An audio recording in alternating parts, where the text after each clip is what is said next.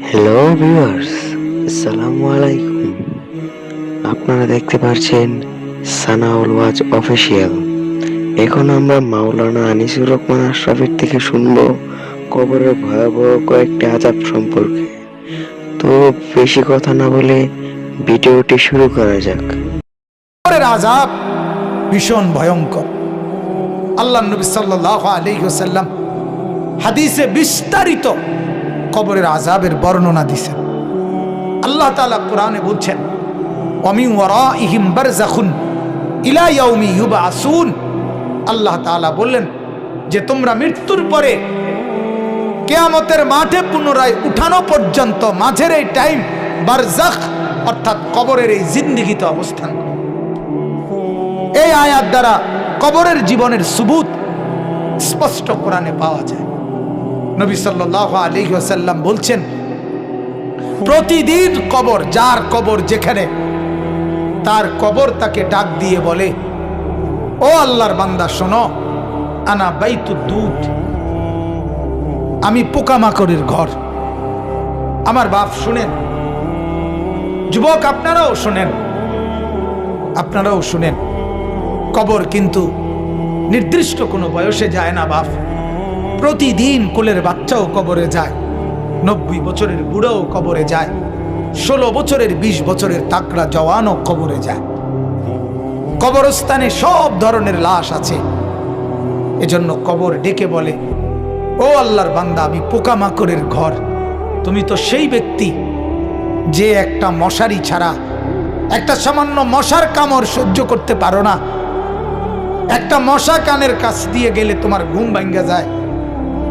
মশারি টাঙ্গাও, কয়েল জ্বালাও, অ্যারোসল লাগাও, এত কিছু করে তুমি মশার একটা আওয়াজ থেকে, কামড় থেকে বাঁচতে চাও। হায় আল্লাহর বান্দা, তো বছরের পর বছর, শত শত বছর কবরের মধ্যে এই পোকামাকড়ের ঘরে কেমনে থাকবে? কবর প্রতিদিন বলে, আনা বাইতুল ওয়াহদা, ও আল্লাহর বান্দা, আমি কিন্তু একাকী ঘর, কেউরে পাবা না, কেউরে না। আমার বাপ, এই পৃথিবীতেও একাকিত্বের যন্ত্রণা বড় সাংঘাতিক। আপনার ঘরে যদি লক্ষ কোটি টাকারও মাল সামানা থাকে, খাদ্য খাবার, ফল ফলাদি সব আছে, সব আছে, শুধু স্ত্রী নাই, মা নাই, বাপ নাই, ছেলে নাই, মেয়ে নাই, কেউ নাই, আপনি শুধু একা। খোদার কসম, এই একাকিত্বের যন্ত্রণায় ঘরের সব কিছু না, সারা দুনিয়াটাই আপনার কাছে বিষাদ মনে হবে। মনে হবে আমার কিছুই নেই। গত বছর আপনারা অনেকে শুনছেন হয়তো, এক ভদ্রলোক, ঢাকার শিল্পপতি, কোটি কোটি টাকার মালিক, গার্মেন্টস মেল ফ্যাক্টরির মালিক, ওই ভদ্রলোক একাকিত্বের কারণে, স্ত্রী নাই, ছেলে নাই, মেয়ে নাই, বিবিও দূরে সরে গেছে, ইউরোপ থাকে, ছেলেও থাকে বাহিরে, মেয়েও থাকে বাহিরে, একটা লোক নাই ফ্যামিলিতে। শুধুমাত্র এই একাকিত্বের কারণে এরকম মোবাইলে লাইভে সারা পৃথিবীকে জানাইয়া, সবার সামনে, সারা বিশ্বের চোখের সামনে এরকম কপালের মধ্যে পিস্তল ঠেকাইয়া নিজের জীবন নিজে দিয়ে দিছে, আত্মহত্যা করছে শুধু একাকিত্বের যন্ত্র। এজন্য কবর ডাক দিয়ে বলে, আনা বাইতুল ওয়াহদা, আমি একাকী ঘর, কাউকে পাবা না। আনা বাইতুল গুরবা, কবর বলে, ও আল্লাহর বান্দা, আমি অপরিচিত ঘর, কাউকে চিনবা না, ডানে বামে কিছুই বুঝবা না, মাটি ছাড়া আর কিছুই চিনবা না, আমি অপরিচিত ঘর। দুনিয়ার এক মানুষ আর এক মানুষের বাড়িতে গেলে মোটামুটি বুঝে, এই রুমটার সামনের রুম, প্লাস্টিকের দরজাওয়ালা, এটা বাথরুম, চুলা টুলা দেখা যায়, ওইটা রান্নার ঘর, মোটামুটি মানুষ আইডিয়া করে। খেতা কবর বলে, দুনিয়ার কোনো ঘরের সাথে আমার এই ঘর মিলবে না বাপ, কোনো কিছুর সাথে এটা মিলাইতে পারবে না, অপরিচিত ঘর। আল্লাহ আমাকেই মাফ করে দেন। এজন্য বাপ, অনুরোধ করছি, কবরের ফিকির করেন, কবরের ফিকির করেন। সাইয়্যিদুনা উসমান রাদিয়াল্লাহু তাআলা আনহু হযরতে ওসমান নবীজির সাহাবী, উনি যখন কোনো কবরের সামনে দাঁড়াইতেন তখন তিনি এই পরিমাণ ফাবাকা কাঁদতেন, হাত্তা ইয়াবুল্লা লিহিয়াতাহু, কাঁদতে কাঁদতে তার দাড়ি পর্যন্ত ভিজে যেত। অন্যরা জিজ্ঞাসা করতেন, ও আমিরুল মুমিনিন, কবর দেখলে আপনি এমন করেন কেন? তখন তিনি বললেন, তুমি জানো না, এটাই তো আখিরাতের প্রথম মঞ্জিল। আউয়ালু মানজিলিম মিন মানাজিলিল আখিরাহ, আখিরাতের প্রথম ঘর, প্রথম স্টেশন। মান নাজা মিনহু, এখান থেকে যে মুক্তি পাবে সে তো বাকি সব ঘাটিতে মুক্তি পাবে। এখানে যে আটকায়া যাবে সে তো সব ঘাটিতে আটকায়া যাবে। এই জন্য কবর দেখলে আমার ভয় হয়, না জানি আমার কবরে কি হবে, না জানি আমার কবরে কি হবে। হযরত ওমর রাদিয়াল্লাহু তাআলা আনহু, হযরত ওমর আমরা কিতাবে পড়ছি, ইন্তেকালের পূর্ব মুহূর্তে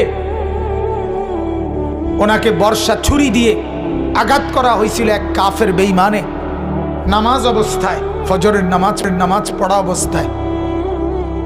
ওনার এমন হালাত হয়েছিল, 3 দিন উনি মুখ দিয়ে কোনো খাবার দিলে এদিক দিয়ে বের হয়ে যাইত, ওষুধ পানি সবকিছু। এইভাবে ছুরি দিয়ে গাই দিছে ওনাকে 8-10টা। এরপরেও হযরত ওমর রাদিয়াল্লাহু তাআলা এই অবস্থায় মুমূর্ষ, তখন তিনি চকির মধ্যে, খাটিয়ার মধ্যে ওনাকে শোয়াইছে আর সবাই কাঁদতেছে।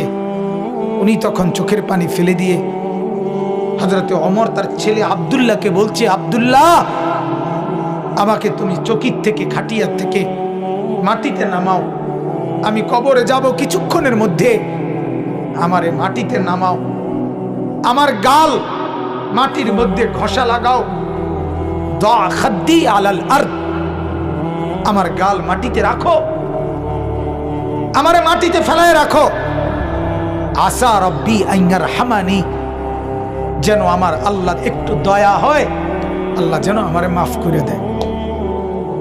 যেন আল্লাহ বলতে না পারে, ওমর মরার সময়ও ঘাটে উঠতে রইছ, অহংকার করছিস, এটা যেন বলতে না পারে।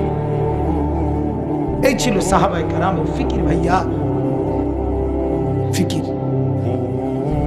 হ্যাঁ, হাদিসের মধ্যে আল্লাহর নবী সাল্লাল্লাহু আলাইহি ওয়াসাল্লাম বলছেন, কসম, হাদিস এটা, নবীজি বলেন, কোন নাফরমানের লাশ যখন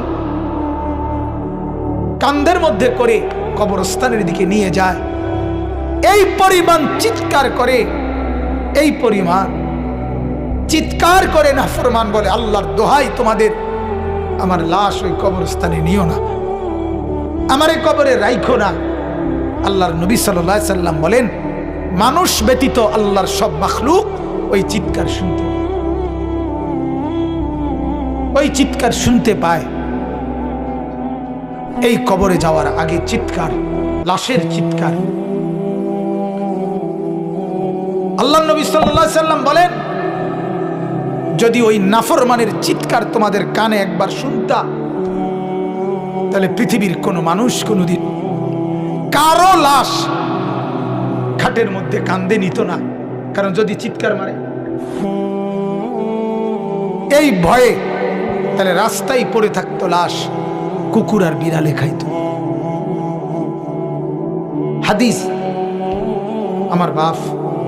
অতএব কবরের ফিকির করে আল্লাহর নবী সাল্লাল্লাহু আলাইহি ওয়াসাল্লাম মৃত্যু পর্যন্ত নবীজি নিজে নিজে, আল্লাহর নবী সাল্লাল্লাহু আলাইহি ওয়াসাল্লাম 5 ওয়াক্ত নামাজের পরে নবীজি যে কয়টা জিনিস থেকে পানাহ চাইতেন, আল্লাহর কাছে মুক্তি চাইতেন, তার মধ্যে একটা হলো কবরের আযাব। আল্লাহুম্মা ইন্নী আউযু বিকা মিন আযাবিল কবর, আল্লাহ কবরের আযাব থেকে বাঁচান। অমিন ফিতনাতিল কবর, কবরের মুসিবত থেকে বাঁচান। আল্লাহর নবী সাল্লাল্লাহু আলাইহি সাল্লাম বলেন, কোন নাফরমান যখন কবরে প্রশ্নের জবাব দিতে পারবে না, তখন আল্লাহ তাআলার পক্ষ থেকে বলা হবে, ফাআফরিশুহু মিনান নার, ওয়ালবাসুহু মিনান নার ওয়াফতাহু লাহু বাবান ইলান নার। ও ফেরেশতারা, এই নাফরমানের কবরে জাহান্নামের বিছানা বিছায় দাও, জাহান্নামের পোশাক পরায় দাও, জাহান্নাম বরাবর দরজা খুলে দাও। কিয়ামত পর্যন্ত এভাবে জাহান্নামের আগুনের পোশাক আর বিছানার মধ্যেই ধাউ ধাউ করে চলবে। আল্লাহ নবী সাল্লাল্লাহু আলাইহি সাল্লাম বলেন, নাফরমানের কবরে এমন একজন ফেরেশতাকে পাঠানো হবে, যেই ফেরেশতা আমা ওয়া আসাম্মু, অন্ধ এবং বধির, চোখেও দেখে না, কানেও শুনে না, লোহার একটা মুগুর দিয়ে একটা বাড়ি মারবে, 7 তবক জমিনের নিচে ডেবে যাবে, আবার উঠবে, আবার মারবে। আর ওই নাফরমান কবরে চিৎকার করবে, ভীষণ কান্নাকাটি করবে, কিন্তু ওই ফেরেশতা তো চোখেও দেখে না, কানেও শুনে না, তোমার চিল্লানি শুনবে কি? আল্লাহ আমাকেই মাফ করে দেন। এজন্য রাত গভীরে আপনাদেরকে বললাম, ভাই আমাকেও বললাম, উসিকুম ওয়া ইয়া, আপনাদেরকেও নসিহত করছি, আমাকেও। প্রত্যেকে কবরের প্রস্তুতি নেই। আল্লাহ তাআলা বলছে, বান্দা কি হলো? বান্দা হলোটা কি? মাটির উপরে একটা ঘর, সেটারে কত যত্ন করে সাজাইলা, কত দামি টাইলস, কত খাট পালং সোফা, ফার্নিচার, ফ্রিজ, এসি, দরজা জানালা, কত সুন্দর করে মাটির উপরের ঘর সাজাইলা। আহা বান্দা, তুমি কি জানো না মাটির নিচেও তো তোমার আরেকটা ঘর আছে, সে ঘরের নাম কবর। এটাকে সাজাইলা না কেন? মাটির উপরের ঘর যদি সাজে খাট পালং আর সোফা দিয়ে, তো মাটির নিচের ঘর সাজে জিকির তাসবিহ তেলাওয়াত দিয়ে, আল্লাহর গোলামি দিয়ে, সেজদা দিয়ে, নামাজ দিয়ে, হালাল ভক্ষণ করে কবরের ঘর সাজাইতে হয়।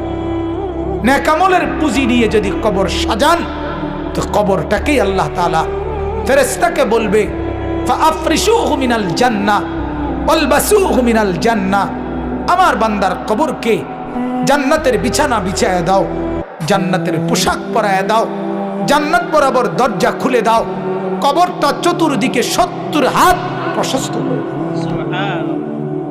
ভিডিওটি কেমন লাগলো কমেন্ট করে জানাবেন। লাইক দিয়ে আমাদের ভিডিও করার উৎসাহ বাড়িয়ে তুলুন, আর সাবস্ক্রাইব করে পাশে থাকুন, যাতে প্রতিদিন নতুন নতুন ভিডিও পেতে পারেন।